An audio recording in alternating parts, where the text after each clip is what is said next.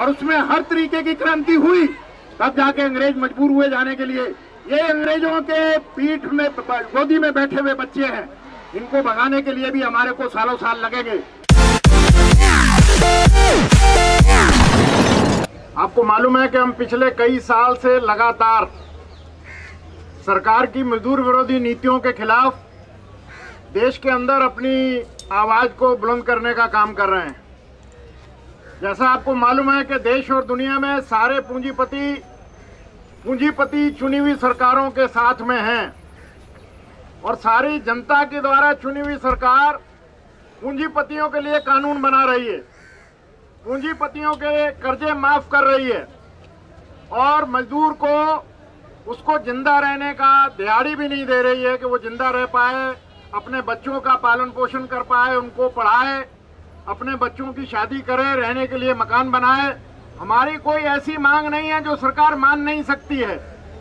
अगर वो 8 लाख करोड़ रुपया पूंजीपतियों का कर्जा माफ कर सकती है तो हमारा तो इतना बड़ा कोई मांग ही नहीं है। हमारे 10 मजदूर संगठन जो आपके बीच में है, अभी देश के दूसरे भी जो हमारे से एक आधा संगठन छूटा हुआ था वो भी इस ज्वाइंट यूनिटी में आ रहा है, क्योंकि वो देख रहा है सरकार जो है पूरी तरीके से पूंजीपतियों के झोली में बैठी है। हमने अपना 12 सूत्री मांग पत्र बना रखा है। हमारा 12 सूत्री मांग पत्र के देश की चुनी हुई हमारे हाथों द्वारा, हमारे वोट के द्वारा सरकार अपने वायदों को पूरा करे, देश की महंगाई को जो आसमान छू रही है उसको धरती पर लाए, पूंजीपति जो स्टॉक होल्डर है, ब्लैक मार्केटर है, उनके ऊपर कब्जा करे, उनको जेल भेजे और जो एसेंशियल चीजें हैं यहाँ पर देश की जनता के साथ जो वायदे किए हैं उनको पूरा करो। हम कोई ऐसी मांग नहीं मान रहे जो पावर में सरकार है उसके मैनिफेस्टो में नहीं है। सरकार ने कहा था कि अगर हम पावर में आएंगे 100 दिन में महंगाई को नीचे लाएंगे। आज 6 साल हो गए सरकार को, महंगाई आप देख सकते हैं वो 100 गुना बढ़ गई। पेट्रोल डीजल का भाव पहले कहते थे वो हमारे कंट्रोल में नहीं है, वो विदेश से आता है और इसलिए उसका रेट हम कंट्रोल नहीं कर सकते हैं। आज दुनिया के अंदर पेट्रोल और डीजल का बैरल का रेट जो है वो पहले से आज तक का रिकॉर्ड नीचे है, परंतु हमारे देश में 80 रुपए पेट्रोल और पेट्रोल से महंगा डीजल हो गया। पहले लोग बाग जो है वो डीजल को गाड़ियां लेते थे कि उसमें खर्चा कम आएगा, परंतु अभी डीजल जो है वो पेट्रोल से भी महंगा हो गया और ये सरकार टैक्स के जरिए 35 रुपए हमारे से उस डीजल और पेट्रोल में से हमारी जेबों में से लूट रही है। तो साथियों, इन्होंने कहा था कि हम हर साल 1 करोड़ नौजवानों को नौकरी देंगे, परंतु नौकरी देना तो दूर, जो नौकरियां हमारे हाथ में लगी हैं उन नौकरियों को खोसने का काम इन्होंने किया और सारे डिसेंट जॉब, चाहे वो कोल में है, कोल माइन में हमारे कोल खदान का काम करने वाला कर्मचारी या हमारे बैंक के अंदर काम करने वाले कर्मचारी, इंश्योरेंस सेक्टर में, भारतीय रेलवे में या हमारे दूसरे जो PSUs हैं जिनको महारत्नों का खिताब दिया है, उन महारत्नों में काम करने वाले साथी, डिफेंस के 41 कारखाने जो देश के रक्षा के सौदे बनाती है, तोप गोला बारूद बनाती है, उनके 90,000 कर्मचारियों को छटनी करके विदेशी पूंजियों के हवाले करना चाहते हैं। ये हमारी सरकार कहती है कि हमारे को हर साल 2.25 लाख करोड़ रुपए का धन कमाया हुआ, एसेट्स कमाई हुई सरकारी और सार्वजनिक क्षेत्र के कर्मचारियों की उसको बेचना है और तब हम सरकार चला पाएंगे, क्योंकि हमारे पास पैसा नहीं है। और इस वजह से इन्होंने पूंजीपतियों के जो विदेशी पूंजीपति हैं उनसे समझौते कर लिए हैं कि आपको मुनाफा कमाने वाले सेक्टर हम कौड़ियों के भाव में आपके हवाले करेंगे, परंतु हमारी सरकार बनी रहे इसके लिए आपको हमारे को अंडर दी टेबल पैसा देना होगा। और वो आपके सामने है किस तरीके से भारत पेट्रोलियम को इन्होंने कौड़ियों के भाव बेचने का काम किया।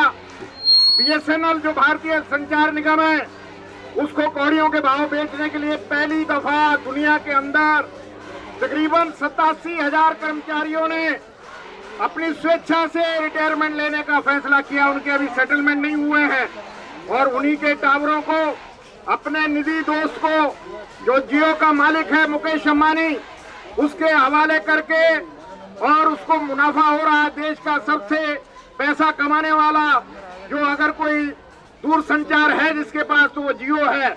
उसको खुद हमारे देश के प्रधानमंत्री ने लॉन्च किया और आज उसको नोटबंदी से पहले लॉन्च करके और अभी 5 साल के अंदर अंदर वो देश का सबसे बड़ा और दुनिया का चौथे नंबर पर अमीर आदमी बना है। तो ये हमें बड़ा फक्र है कि एक हिंदुस्तानी चौथे नंबर पर अमीर आदमी बना है। परंतु गरीबों का गला काटकर, उसके पेट पे लात मारकर अगर कोई सरकार किसी को अमीर बनाना चाहेगी, हमारे देश का मजदूर, मेहनतकश मजदूर जो देश का निर्माण करता है, वो इसको कतई बर्दाश्त नहीं करेगा।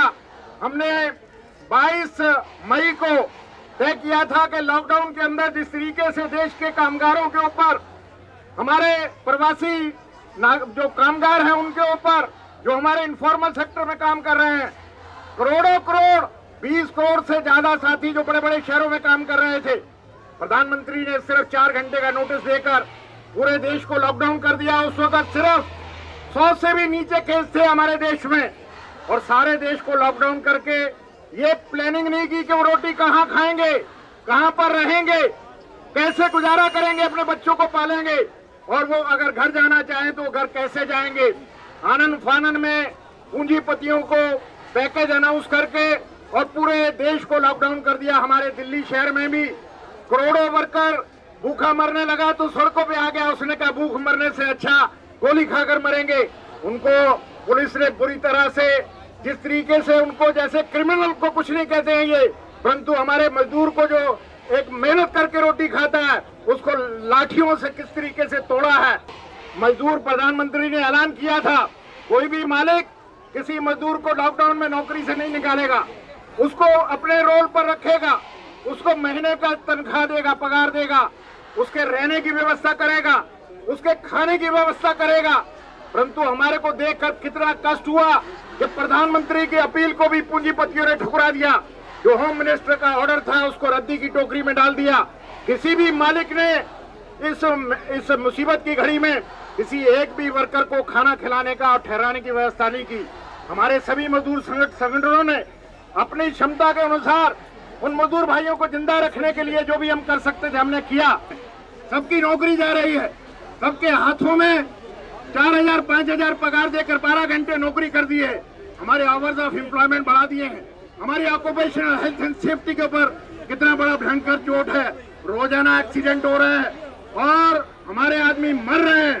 ठेकेदार के अनट्रेंड आदमी कोल माइन में काम कर रहे हैं और दूसरी खदानों में काम कर रहे हैं, तो उनके ऊपर बहुत बुरी तरह से असर पड़ रहा है। ये आपको जैसे बताया गया कि आज का दिन क्यों चुना है। 9 अगस्त 42 को 37 से शुरू हुआ था ये मांग कि हमारे को संघर्ष तेज करना चाहिए, परंतु गांधी जी उस माहौल को बनाने में लगे रहे और अंत में 9 अगस्त 42 को अंग्रेजों भारत छोड़ो ये देश के अंदर नारा शुरू हुआ और 5 साल लगे अंग्रेजों को भगाने के लिए, और उसमें हर तरीके की क्रांति हुई, तब जाके अंग्रेज मजबूर हुए जाने के लिए। ये अंग्रेजों के पीठ में गोदी में बैठे हुए बच्चे हैं, इनको भगाने के लिए भी हमारे को सालों साल लगेंगे। हमारा 5 साल 6 साल निकल चुके हैं, परंतु आने वाले समय से पहले हमारे को अपनी देश के साथ जो इनके कमिटमेंट है उनको पूरा करना चाहिए, बजाय कि हम रोजी रोटी को छोड़कर अपने रिलीजियस मामले में, धार्मिक मामले में लोगों को बांटने का काम करें।